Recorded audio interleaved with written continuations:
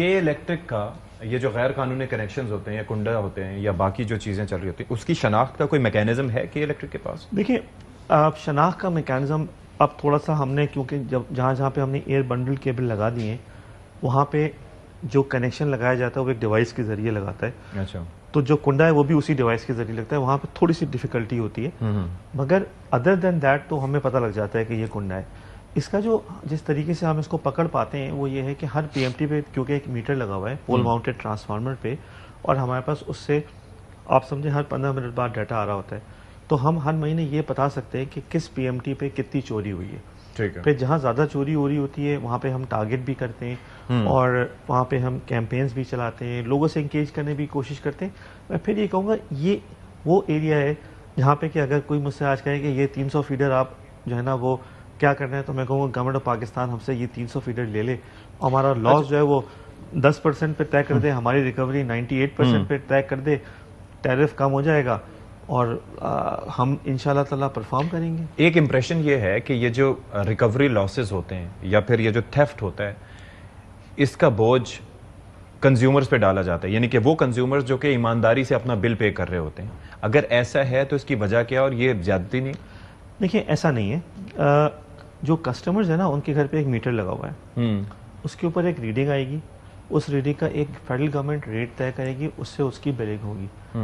جو ٹیرف ہے نا وہ اکاؤنٹ فار کرتا ہے ایک certain level of T and D loss کو، جیسے کہ اس سال ہمارا ٹی این ڈی لاس 13.9% ہے. ٹھیک ہے. ہم 13.9 پہ نہیں ہیں، ہم خراب ہیں اس سے.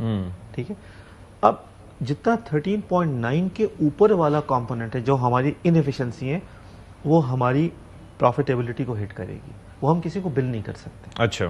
یہ اس کی بہت بڑی وجہ ستی صاحب 2023 کے فائنینشیل سٹیٹمنٹس ہیں جس میں ہم کو 30 ارب روپے کا لاس ہوا تھا، یعنی کہ 50%. نہیں مطلب یہ 2023 میں یہ کہا گیا تھا کہ تقریباً ریکوری آپ کی 50% رہی. نہیں ہماری ریکوری 2023 میں اراؤنڈ 92% تھی. اچھا ٹھیک. مگر میں پھر سے یہ بتانے کی کوشش کر رہا ہوں آپ کو کہ کیونکہ اگر ہر چیز کسی پہ ڈال دی جائے نا تو ہمیں لاس نہ ہو. لاس ہوا تو اس کا مطلب ہے کہ یہ وہ اماؤنٹ ہے جو کسی کو بل نہیں ہو پایا اور یہ ہماری کاسٹ بن گیا.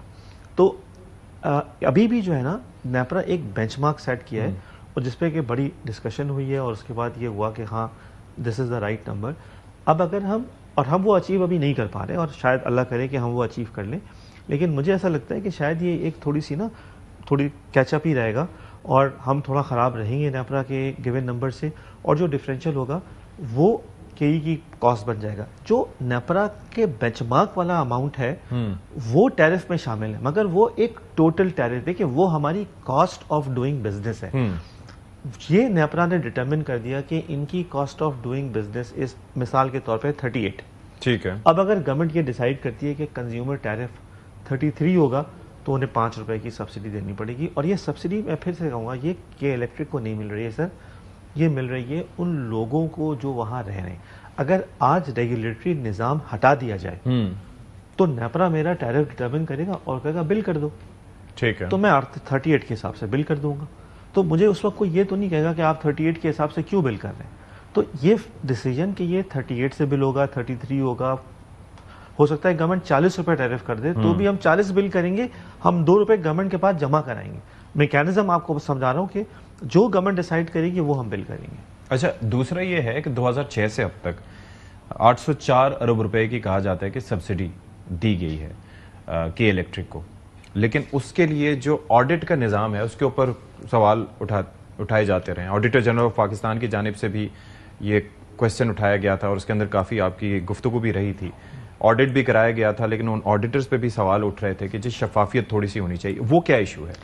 پہلے تو میں یہ آپ کو بتانا چاہوں گا کہ 804 ارب روپے کا فگر میں سمجھتا ہوں کہ گورنمنٹ کو کم از کم 900 ارب روپے کی سیونگ ہوئی ہے 2005 سے لے کے اب تک. اچھا. اس کی وجہ یہ ہے کہ 2005 میں کے الیکٹرک کا جو ایک تو ٹی این ڈی لاس ہوتا ہے اور ایک ریکوری لاس ہوتا ہے. جب اس کو ملا دیتے ہیں تو یہ بن جاتا ہے ایگریگیٹ ٹیکنیکل اینڈ کمرشل لاس. ٹھیک ہے. 2005 میں یہ لاس تھا لگ بھگ کوئی 40%. اس وقت یہ لاس ہے لگ بھگ 20%.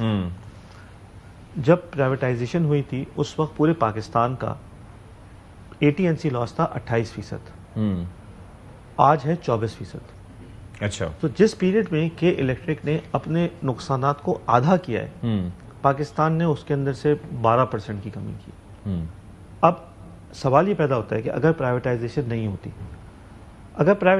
ہوتی تو یہ ایکسپیکٹیشن کی یہ لاسز اسی طرح کم ہوتے، یہ ہو تو سکتی ہے مگر یہ ریالٹی تو نہیں ہو سکتی نا. اور میں سمجھتا ہوں کراچی میں جیسے آپ نے کہا غریب پرور شہر، تو وہ غریب پروری کی وجہ سے نا شاید خدا نہ خواستہ یہ لاسز 40 سے بڑھ کے کہیں 50 نہ ہو جاتے. ٹھیک ہے. اگر آج یہ جو AT&C لاس کم ہوا ہے، اگر یہ کم نہیں ہوتا یا یہ اتنا کم ہوتا جتنا پورے پاکستان کا کم ہوا ہے، تو اس وقت کم از کم 10 روپے کی KE کی کاسٹ زیادہ ہوتی. ڈسکشن ابھی جاری ہے، یہاں پر ایک بریک لیتے ہیں، بریک کے بعد حاضر ہوں گے.